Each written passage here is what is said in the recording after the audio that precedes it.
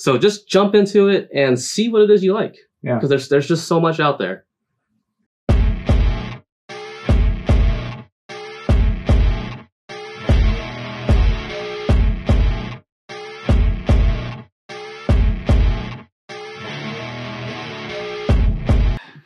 Greetings and welcome to the Gear Talk. Today in studio we have Calvin from Firepower United. Hello. Good to have you here. Thanks. Yeah. So you survived Finnish brutality. How are you feeling? Pretty good. I did it on easy mode, so it wasn't as bad as it was for some of the other shooters. Yeah. Yeah. So as far as the gear goes, this is kind of my first time using stuff like this and wearing it all day. Yeah. So as you know, I'm more of a competition shooter. Yes. So most of what I do is USPSA or IPSC, where we have gear that's very specific for that competition. Yeah. But a lot of the things actually carry over. Like with the belt, what I like about this belt is it's really stiff. Yeah. So when you grab anything off your belt, it doesn't flex as much. It's not like a full competition belt where it's made of complete plastic, because, you know, obviously for different uses, you don't want pure stiffness. Yeah. But it was really nice. I can just pull magazines out of the belt and the gun out of the holster, and it didn't really flex a whole lot like some other belts I've used that are like nylon. Yeah. Yeah, that was kind of the sweet spot what we tried to come up, that you can use it in operational use, but also like it's sturdy enough that it kind of holds the stuff and it's easy to operate. Yeah, so the first time you were competing with the kind of the armor and the belt, was there any surprises for you in a match, like that something didn't work? What do you usually do? Or fortunately, no. All the mags stayed in the pouches, so that's always a good thing. The worst thing you can have is when you're running on a stage and everything just flies out, and that didn't happen here. So I actually didn't even think about the gear because it never got in my way. Okay. So when I was crawling or when I was kneeling or anything like that, probably the only thing that really happened was sometimes on the combat pants I was wearing, because I'm short. Yeah. The knee pads didn't go all the way up to the knee. So that's probably like a sizing issue. Yeah. But that was like a very minor thing compared to like everything else. So the fact that I didn't have to think about the gear, I think that tells me that it's pretty good to go. Yeah, I think that's a good acid test, so to speak, or litmus test, that if you don't notice it, then it works fine.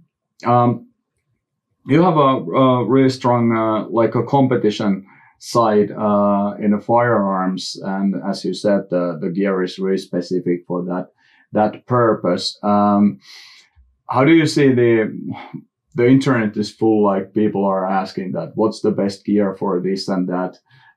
Do you get a lot of those questions? All the time. And I really hate answering gear questions because people never tell you what they're going to do. Yes. So unless I know what you're going to do, like you can't just buy something that someone else is using because you don't know what they're doing. And then you don't know or if you don't know what you're doing, you can't just copy somebody. Yeah. You know. Yeah, that's a pretty common thread, that you need to know the application and the level and what weapon system is used and so forth. How do you tackle that? Is your format answer like it depends? Pretty much. Yeah. If I'm in a good mood, I'll ask them what they're doing. Yeah. If I'm not in a good mood, I'll just read it.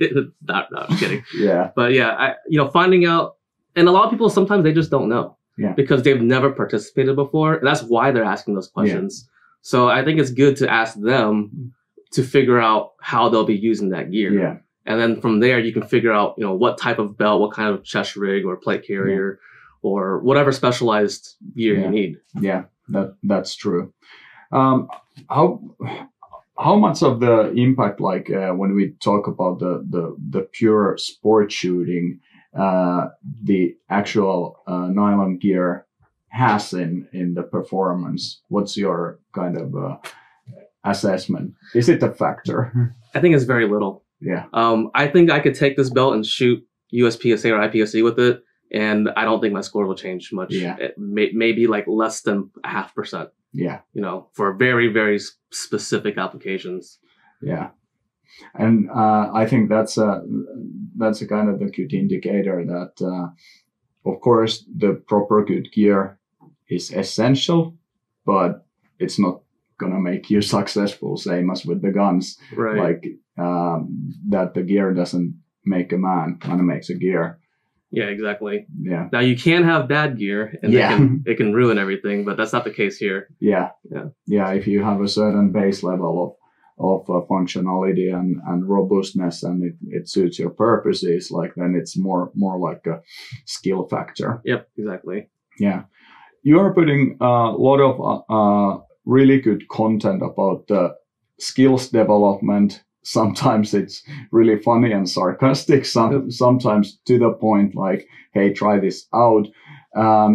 What's your take on the training with the full kit on, like going all the way to the LARPing? Because what I understand, there is a certain controversy, at least in internet, that should you do it or is it okay to do it and all that. Sure. So my opinion is, if you're learning the skills, the base skills, learn how to do it just by yourself. Yeah. And then whenever you start training for that, your specific application, that's when you can start wearing the gear. Yeah. It's like if you had to do PT, right? Do you always run in full kit? No. Exactly. Yeah. So, you run and do your whatever it is you're training, do that in the most optimal way possible. Yeah. And then that way you can learn how to do it in the most optimal way possible and then apply it to whatever your job or your sport is. Yeah. Yeah, it's a good way to isolate the kind of the skill development and then test it out with all the stuff you might want to carry. Right. So one example I use, like shooting with a plate carrier. Yeah.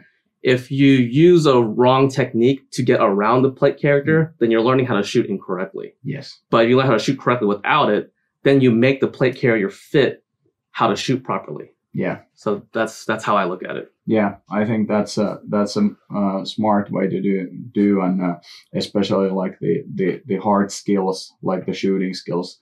I think those should be a kind of a priority, not to wear the kit. Yep. Like, I think that was well put, that learn first to shoot and then you make sure that your gear is supporting your skill set. Exactly. Yeah. Also on your channel, like, I don't know where do you browse, but you get a lot of like these crazy training videos, and what do you make a commentary about and say, yeah. What is the source of those? Because there's some really hairy stuff. Yeah, part of it is people sending them to me in the DMs, and then the other part is just me browsing and finding the worst training that you can find on the internet. Yeah, those are kind of hilarious, but at the same time really disturbing. It's amazing how much just different types of training. It's like your martial arts McDojos, you know. The guys who would do this and then you fly back like 30 meters and people believe it. It's crazy. For me and you, it's like, for us, it's crazy, but for other people, they think it's real. Yeah. Yeah. So hopefully making fun of that shows people that stuff is, maybe not the best way to go if you want to train. Yeah. Yeah. It's good to kind of, keep the training scene,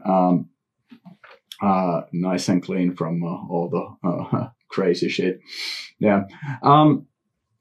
This was your second time attending the Finnish Brutality. Is there any kind of observations or learnings what you notify that, hey, I really need to kind of develop this skill, or kind of this is my shortcoming? Any of that type of observation? So I think last year was easier. Yeah. So this year I came in, I didn't prepare as much. Yeah. So I was overconfident. The biggest thing for me for this year is we had a lot more heavy things we had to carry around. So I didn't really get in shape to do that to the best of my ability. And then we also had a lot smaller targets. Yeah. Even though they were close, because I was using a rifle with an unfamiliar zero, because you guys zero your RK is at 150 meters. Yeah. So in America, we use a lot of like the Soviet doctrine, because that's like the old school AK. Yeah. So we use 100-meter zeros. Yeah. So I didn't know my holdovers for close yeah. targets that were small. Yeah. So not knowing, like a combination of that, not knowing that, and then also not being able to have the endurance to just throw sandbags up on the Sisu and over that the bar. Yeah. Yeah, that, you know, I think I'm gonna train differently next year. Yeah. And then there is again it's gonna be something different. I'm gonna do all this stuff lifting sandbags, and then you guys are gonna make us swim. Like, yeah, it is possible. Yeah, it was surprising how those smaller targets really get into people's head, especially those pistol ones. Like once they start to miss, and then it kind of fell apart. But I think it's good to vary different size targets. So you really need to level up your shooting game. I like the shooting challenges. They were more difficult, but I think that shows that separates the good shooters from the great shooters. Yeah, a lot more. Yeah, and what kind of is also intentional, like that if you are really fit, you can compensate some part of the stage with your fitness, but you can't kind of get on the top if you are not a good shooter. Right. So yeah, cool stuff. Any kind of closing remarks for people who are like going into the sport shooting or tactical training, considering starting that journey? Any kind of lessons learned? What you would like to share? I think people should just jump right into it. I feel like when people get into it, they want to do all the research and ask everybody and get all these different opinions. And then when you ask 20 different people, you get 20 different opinions, and it makes you even more confused. Yeah. So just jump into it and see what it is you like. Yeah. Because there's just so much out there. Yeah.